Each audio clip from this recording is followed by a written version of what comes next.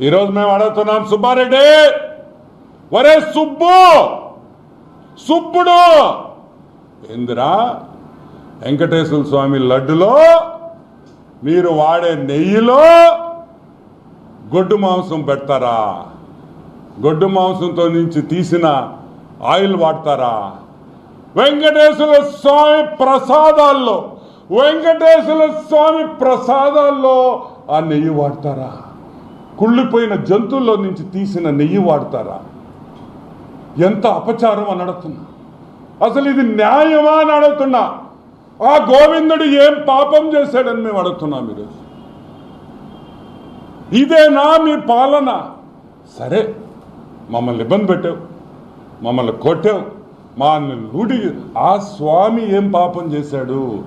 జగన్మోహన్ రెడ్డి వాళ్ళ బంధువులు దేవుణ్ణి నమ్మరు.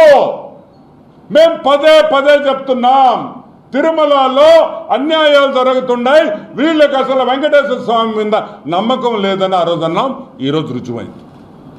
నేను చెప్పటంలా, national dairy development board of గుజరాత్లో ఉండే వాళ్ళ మెయిన్ హెడ్ క్వార్టర్స్ ఉండే గుజరాత్ వాళ్ళు చెప్తున్నారు మీరు దొంగతనం చేశారని.